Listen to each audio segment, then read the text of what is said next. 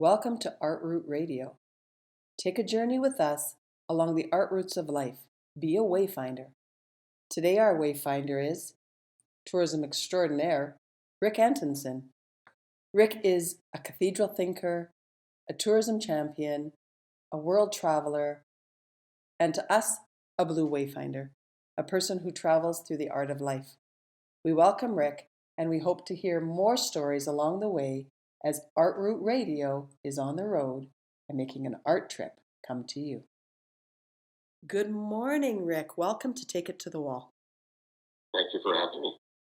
I'm sitting here, and so I've done the podcast because what our podcast is about is connecting communities through art. And in all that time that I was on scaffolding, I met a lot of people, and I'm bringing back those people, and you are one of those very impressive wayfinders, as we call them. So thank you. And first of all, would you please tell me something about why you are the wayfinder that you are? Well, it's nice to be called a wayfinder because to me that's indicative of people who don't know necessarily where they're going, and they see signposts maybe that others have helped create, and those could be in the instance of things that we'll talk about, murals, or they can be stories that people have put out there, or they can be landmarks, and it gets us to undertake a journey, and we try to find our way, and in my manner, I tell about it by writing books about travel. So a wayfinder, I think, not only needs the journey, but needs to want to share that journey through art or through writing or other visual means of doing it. Well, it's interesting, and we will put your website and all the wonderful things. I could ask you about your bio, but that's something that people need to find their way because that's what we're saying. Go and find what all these peoples are. We can all share what we all do, but I think at the root of it, in those connections. So, in your career, I mean, you are a tourism guru, you are a writer, you are so many things. What do you think the most important part of tourism is? I think now what we've learned because of the virus is that people and communities and businesses have maybe struggled with how to define being a good guest as well as being a good host. So when we travel now, travel for the next year is going to be far more localized. So we're kind of traveling in our expanded neighborhood, maybe within our province or within a region. And we have not just an affinity, but a lot of common things with those people who are being our hosts. And we're not just a temporary guest, like you go to Paris, you're there for a few days. All of a sudden, you're in one of the British Columbia communities, and you want to be responsible because you may be coming back because it's so close to you. So I think good guests, good hosts are really an important part of travel in the near future for all of us. It's so true. I mean, I've traveled extensively in my career, and people, I mean, I never thought, I always worked in the tourism realm by leaving tourism legacies, but I guess I was doing social tourism since 1990, and I didn't even know it based on my immigrant upbringing. I find it interesting how similar we all are. No matter where I went, I would be on a wall, but I would meet the same 13 people. Have you experienced that? I like what you're saying there because when I see some of the images on your website of you with the scaffolding, that by nature draws people, and the people are drawn to find out what you're doing. So they're curious about you, the artist, you, the traveler. But at the same time, they're probably from the community that the mural is going to represent. So they want to get their story. They want to inform what you're doing. And isn't that the best of travel when locals and visitors come together and find some common ground and just share all the uncommon things that happen between them? It's absolutely crazy because I mean, and that's why I met Lori Fleming, my guru and mentor, was She's when, tremendous. isn't she? She is really the true road queen and has taught me so much. When I went to Cuba, Missouri, and I was offered the contract to paint the murals across Route 66. I couldn't go at the time because my daughter was young, and I just, and yet I saw this vision of a connected highway between the two of us. I could see the USA and Canada and this amazing circle route, and I've held on to that dream. And I thought it was interesting. The woman I met's name was Michelle. I was Michelle. Our family felt the same values on the same main street. And, my mom taught me that we are all, stone soup. We all must come together. And I never thought of that power. And the very first mural I did, I painted a school that got knocked down because the government decided that our coal mining town was not fit. Yet it had an Italian stone building built by immigrants that had a foundation of, it was amazingly beautiful. Something that would have been a cornerstone of the East Kootenays was removed after 50 years. Well, I think quite often people, rather than using things that are old to try and storytell about the future in the now, a lot of people remove them. They take down, they dismantle. So when you talk about going to Cuba along Route 66, the whole notion of their storytelling came because they had these, but they had no way of communicating the travelers that were maybe going to breeze through town. When they did the murals, people slowed down. They stopped. They ended up in a coffee shop. They ended up doing a walkabout. They ended up getting a haircut. They met the locals and they heard the stories, either behind the murals or behind people or situations depicted in the murals. So when that happens along a place like a Route 66 or in a BC mining town or in other communities like a Vernon, it gets people to think about those communities as a place to stop rather than simply drive through. And when you stop, you meet the locals. There's nothing better when you're a traveler than meeting the locals. And the food, right? I always say that the lens of my traveling, when I was in New York and I did the mural for 911, the families that brought me were the families of the fire department that were so affected. Wow. Yeah, so I went to Ground Zero with that family for the first time. They took us on rideabouts, their police officers. We went to their watering holes. And I went, you get to immerse yourself in something that doesn't feel like the same postcard in every stand, in every community. At least deep down, each traveler wants a different story than the last traveler had. And increasingly, it had become difficult to find that because people would go and they'd go to a reported hangout or they'd go to a place that the guidebooks told them to go to. But when you stop and you're looking at a mural or a little small cafe, you're going to meet somebody who has a story that none of your friends have ever heard. And they've got an angle, a view of the world that none of your friends have ever heard. And yet you have to insert yourself into doing that to not be a sort of normal tourist at a normal site. You have to nudge a bit into the back alleys, or you have to go to the side of the building and find these people who will tell you their stories because that's their community coming forward. It's interesting because that's what we're pushing. So I work with a tourism organization called Explore Gold Country, and they are an Indigenous tourism organization. They have 13 bands, and I believe, I'm not sure, 13 communities in that region. And it's important because it's kind of where the helix of the Trans-Canada. And I'm always excited about the Trans-Canada. I remember being a little girl and having a picture taken in Revelstoke when, all of that, my dad talking about being able to drive. And I go, that's where we are, back at Ground Zero in Destination Digital, that all it is roadhouses and art. We all want to leave. There's a great scene in the movie Elizabeth where they say that everybody just wants to touch something bigger than them.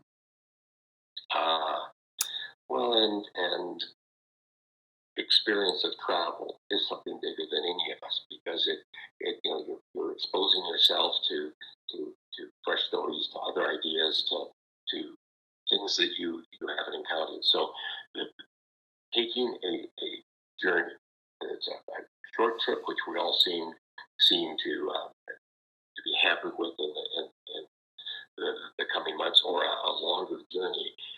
It really is getting out there and touching things that are not you and therefore are different from you, and that they quite quickly become bigger than you. Well, it's interesting, and if you think about the success of Route 66 after the Depression, I feel that COVID, and a lot of people might not think this, and my family's been affected by COVID health wise. Yeah, so it's been, and career wise, and I see my son is in the restaurant industry, and there's been all this fear. I see this equalizing, but I see that we've been given such an opportunity. What's your take on that?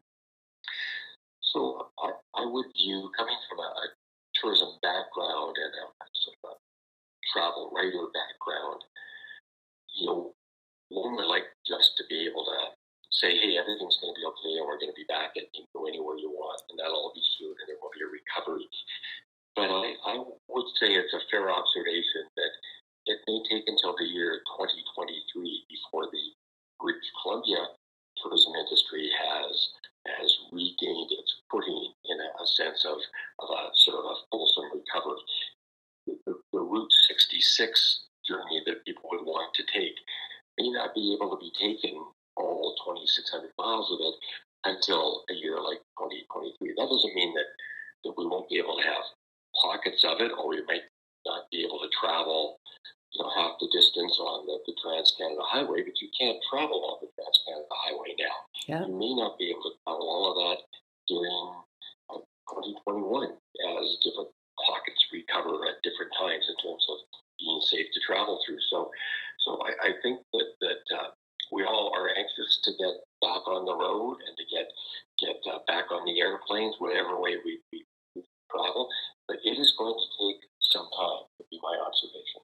I agree 100%. And I think what's happening, we have a mantra of people, place, and planet. That's nice. Well, and it's so important because, my dad always taught me, we went somewhere, in nature, and my family were all, nature based businesses and people. You took what you brought and you took more. If you saw a pop can, you picked it up. And Yes. I think there's a misnomer out there that tourism is like the icing of the invitation of the party. I'm really pushing in what I'm trying to do in my work, especially in my golden years, is to say that do people realize that tourism is actually just a word that is based on infrastructure building? Well, and historically, the first tourists or the first travelers were explorers, whether they're going to Africa or other parts of Europe or parts of North America. And so trade followed the travelers, and then tourism followed the trade. People wanted to go and see these places where they were doing business or whatever. But in these times, that's all been shortened. What you're doing is creating new opportunities for people to see travel in new ways, to experience a community in new ways. But your approach demands, which I think is a very positive statement, demands that people slow down. You're not suggesting that people breeze through communities. You're giving them reasons to stop, listen, learn, and that's the best of travel. Well, and it's like all my projects, like we raised money, like so when we did the Vernon project, the downtown was built based on we taught at-risk youth trade skills. We brought the contractors in and they worked with the youth to redo and retheme the entire downtown. So that heritage theme where people love or hate it of those stories built the downtown revite. Merit was country music. There's been, and people might say, well, you painted country stars or you painted the white history or whatever. I'm going, it doesn't matter. That was directed by that community. So what was provided, and I see highways as time travel. I see, the two camp trails, the migratory trails, the trade routes. Then the immigrants came, and along all of those routes, the infrastructure of Canada was built. Well, and it's not that any mural project is complete unto itself. It can be a launch pad for a community to then say, okay, this is as much of our story we've told now, whether it's through three or a dozen murals, to then say, and we're going to tell more of them. And what you're doing with the digital project allows those murals to come alive and to tell a greater story. So it means that they can be more diverse in the future. And communities that have chosen to have a base of 6 or a dozen murals give people that many reasons to stop, spend time in the community. And as more people want to know more about it, why not double the number of murals and increase the ways in which people can understand them? The murals talking to people through the digital app and so forth. Well, I actually see it as a new ministry because I see them as book covers to communities, right? I see it as a chapter, like how your beautiful books. I see each one as a chapter, and that's the cover of that chapter. And so I go, muraling has taken off. I mean, that's what Europe's based on, cave drawings. This isn't a new, it's not my concept. It's how we taught since time, And I find it interesting because imagine that time travel. And imagine we used to teach the skills and all those things that are still coming back. But now in the digital employment stream that's so necessary rurally, imagine every person has a computer in their hand now that they can learn how to take photography to a level of tourism, photos, storytelling that lives in the hand of the people. And those are jobs. That content building is the very economy that we need to put our planet back. It's clean economy. So I'm like, I really push, and that's what I'm so excited about talking to you about, is that when people realize that tourism is actually the infrastructure building, maybe people would, because it's hard. Rural communities are like, we don't need too many people there. They don't have, and we have to look at that equally, because you're right. We don't want to throw people in our wilderness. We must educate and build that. And I think that's what's so exciting. When I look at all of what you've accomplished, I believe you see and you really understand that, Tourism runs the risk, if it's overdone, as you caution against, going from good to bad to, in some places, downright ugly. Too many people with too little product to consume it lessens the experience. If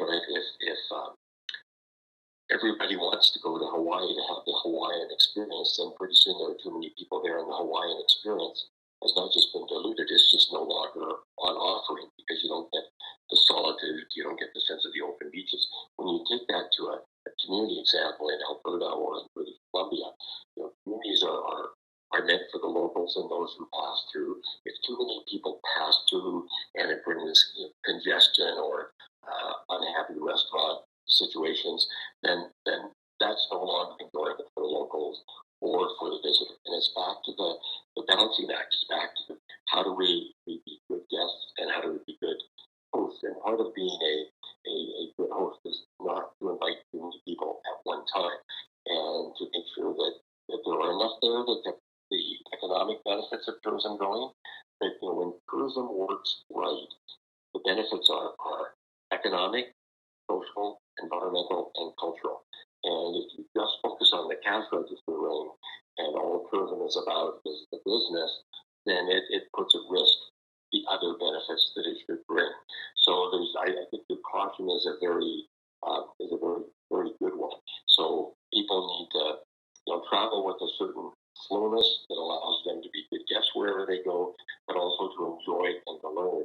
We've seen this with travelers from Japan who have long said that when they come to Western Canada, they want to see the Indigenous art. They want to see the different communities. They want to not only see the art, they want to meet the artists who created the art. They want to spend the time so that when they go back, they have a sense of place and a sense of the people. And that, when done properly, is travel at its best. But it's so true. This is so, I just love this conversation because it really is. I'm thinking of the people that I've met. I think of the at-risk kids, the Indigenous kids that I worked with all over. I think when I was in Australia, that same sense of place. And it's almost, I always take a rock. Wherever I've gone, I've taken a rock. And I bring that, I have a jar full of those rocks and they mean the world to me. And it's like in the... Literally. Oh, yeah, they do. And I mean, I think about the wall and I think about the past. And I go, and how we named our route Blue is that I always said, if we could keep everybody on the highways, I would love you to come into our wilderness. But my dad told me, protect the grizzly bear, So if you can stay on the highways and just give a taste, we don't need anything more. The first sip of beer is always the best. You don't, all of that. And that's how we protect. And it is that sense of place. And I'm so excited because we are starting the impact study of here's this little girl from a coal mining town, no skills. Yeah, okay. I saw Dr. Cole Schutz from Shemanis fame. I could do that too, right? Me and my mom and a bunch of Picked it up kids. and found out that it was actually you and yourself. Yeah, and it was my first job at 14 was I sat in the tourist booth just after the Canadian government thought it was a great idea to bypass all the communities with the highway. Mm. Well, and that's, you mentioned earlier, Route 66. I mean, that's the demise of many a good community, many a thriving place where all of a sudden, the main street was no longer the main street. It just had that name. The main road was bypassing and people were going at 50, 60 miles an hour. But I want to go back to something you said your dad told you about, the sort of protecting the wilderness. And I heard years ago that something like 95% of the people that go through a bath, as an example, but there are many other examples, don't go more than 100 feet off the main paved road. But because they can see it, they are willing for their tax dollars or the donations or the tax infrastructure to sustain that wilderness. And not everybody needs to go into the wilderness to understand the value in having it. And quite often, people who read books or see artwork or understand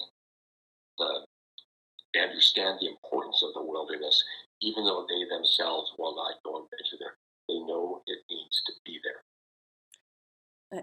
That's fascinatingly true because the wilderness isn't what we perceive it to be, and I see us promote it, and I see people and tourism organizations promoting, and you see pictures of the wildlife, and I just go, do you understand that is their home? There needs to be you want to talk about plexiglass, social distancing. Yeah, that we need to social distance what we're selling in Canada because it is such people, place, and planet. Like for me, my cousin was an outfitter and he died in Africa on a hunt, on a safari. Yeah, Cape Buffalo trampled him. And it's important to this story because he would go, and a lot of people don't like hunting, and I understand the social side of that. But he used to provide a lot of money for the tribes there. And I think of that story, and that is also tourism in its own good, bad. But in that, if you get too close to nature, nature pushes back. Well, and we're seeing this with talk about nature and look at how much of nature now is beginning to come back because of travel restrictions, because of fewer airplanes in use, because of fewer cars, because of everything. And fish are returning to areas where they had been before. Wildlife is returning to areas it hasn't been for a long, long time. Everything is being altered. Wouldn't it be a shame if when we can travel without any restrictions, we just override all of that as though we are the only ones that should benefit from the territory? I agree 100%. And that's where I feel, again, COVID has been a gift to awaken. My son is in that industry that was, and he's a roadhouse. And he's got these amazing pubs. And he really, because I was all excited about our app and what we're doing and the art. And he goes, Mom, you got to always look at also, we don't need an awful lot of people coming in if they're not spending money either. Because he said, yeah, you could hit me with a ton of tourists. He goes, I don't have the money or the manpower to manage those tourists. And I've really starting to listen to the next generation that feels again like time travel. My son is brilliant and I'm all excited and I'm like, no, he's right. Because he's in an industry that is such a powerful, the hospitality industry is kind of like what when I started mining was. 5 mines in the little town of Sparwood was what fed this province, and I based my first grant was I phoned the government and said, hey, you guys make an awful lot of money on coal mining. You should throw $100,000 so we could paint some murals. Of course, we got the money, and I was like, "Ooh, you asked the government for money. That's You easy." have to do the work. You have to do the painting. Well, I think you're hitting on something, which is, when a place like British Columbia looks at itself and says, "What do we want to be in the world of tourism?" We want and we need now. We want our visitors to be coming back. It used to be maybe 15 million visitors a year. When they come back, will we do a better job of circulating them around the province? Will we do a better job of welcoming them?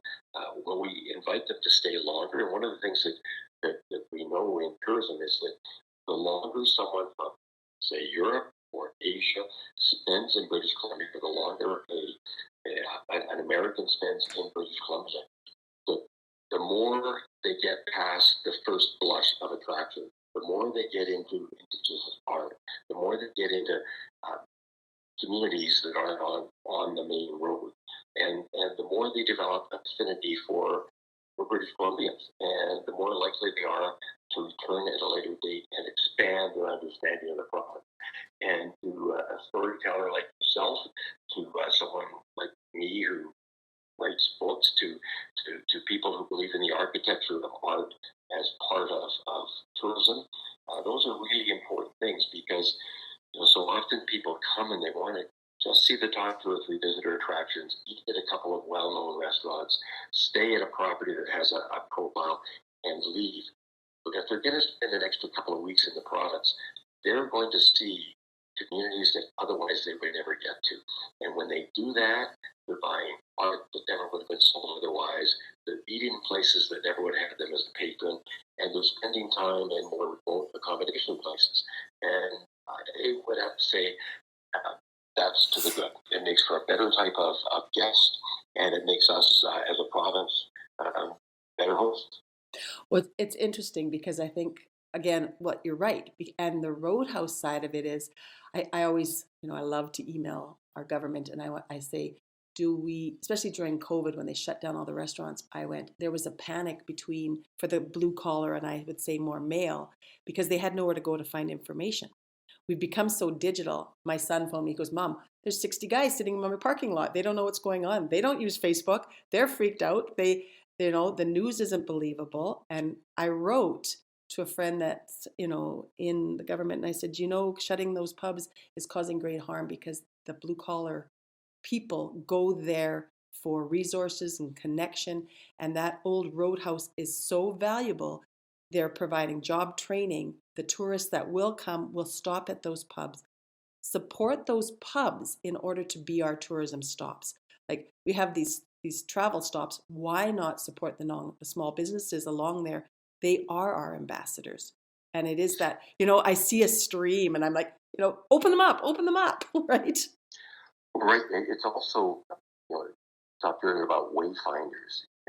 The roadhouses are a great example of where people went for the social connection you talk about, but they also went for local information. They went for reasons maybe to stay, to move to the area. They went there so that they were more than just, relying on what they could see on the highway signs, but you could actually get local anecdotes. And I was told long ago when I started to write books about travel that what people want to read is about incident and anecdote. And incidents and anecdotes usually happen, or they're usually encountered the more let yourself be embedded in a community.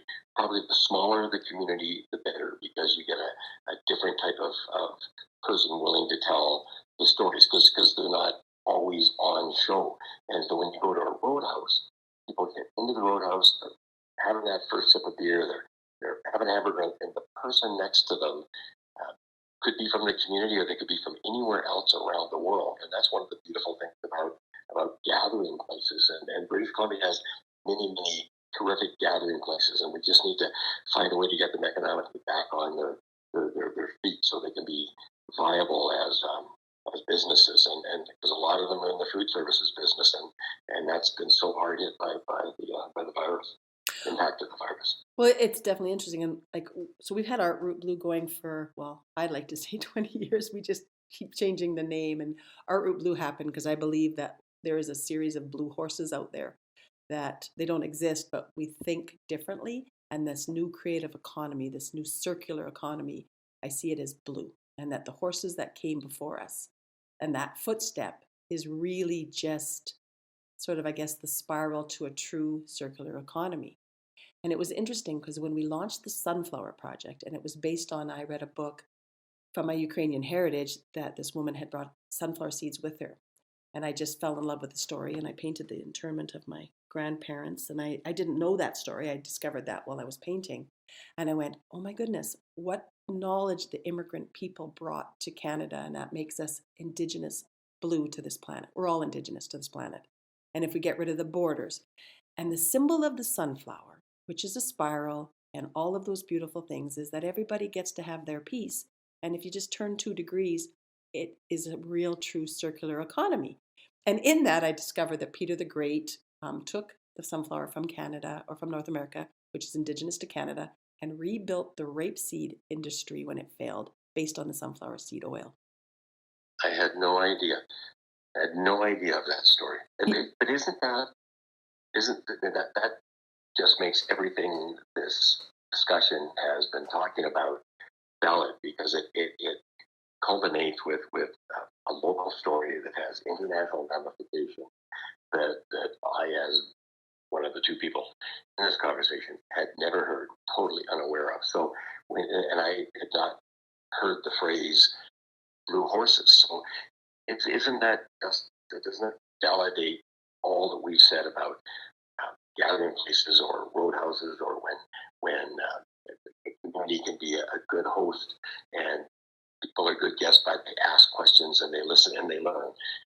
Because for me, you said half a dozen things or a dozen things in this half hour that are totally brand new to me, and that you usually only get through travel and reading and exposing yourself to art and how other people interpret their place and want to share it with you. So I thank you for that. I like that. Well, I thank you, because you're right in what you said, that it's in that return.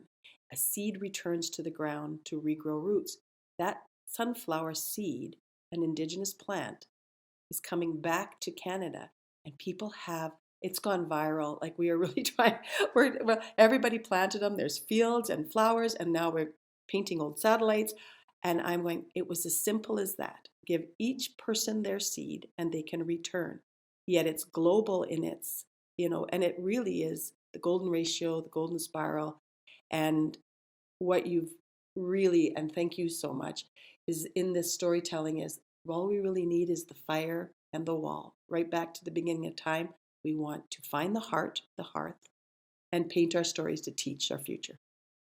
Back to the cave drawings. It's the most simple. So thank you so much, Rick, for your time. I mean, I would love to welcome you again. We're doing a series, and we're really trying to build an alliance of rural tourism of a group of many. We need government and non-government and artists and storytellers, because we need to build this recovery together of people, place, and planet. And I am just honored that you spent time today here with us on Take It to the Wall. Well, I thank you for having me, and your people, place, and planet, your whole sense of there is more, and we each want to touch something bigger than ourselves, and travel can help us do that. And I admire what you've been doing, but also how you've been doing it. And I would like to stay tethered to this and to hear more down the road. Oh, I'd love to hook you in. We need you. We need writers, and we need the wayfinding. I loved your cathedral thinking. This is like the rose line of Europe. They put those rose lines there and the public art to plant an economy. That's exactly what we're doing. We're a young country. We're young, and we need people like you. So we welcome you to our group of blue horses. It's a fun herd of horses. Sounds like it. Well, thank you. Thank you, Rick. You take care. Thank you for listening to this week's episode of Art Root Radio. I totally enjoyed my time speaking with Rick Antonson. I have followed him for years, and since I started wanting to do a BC-wide mural project, I've just followed his travel blogs and the work he's done for tourism, and I really do appreciate him as a wayfinder. Being a wayfinder in life is you do what you need to do to get to where you're going, and let's make sure it's an artful journey, and he really is a true blue wayfinder. I really found that his cathedral thinking is very much in line with what I think about how the power of mural art is in our infrastructure, not only socially, economically. We are the wayfinders that are building the architecture of our lives. So that's exciting. Thanks again for listening. Art is a leader in the tourism recovery, and we can experience road trips through life. We can see the art, we can hear the stories, bold and beautiful on Art Route Blue Radio. Blue Radio. Blue Radio. Blue Radio. Blue Radio.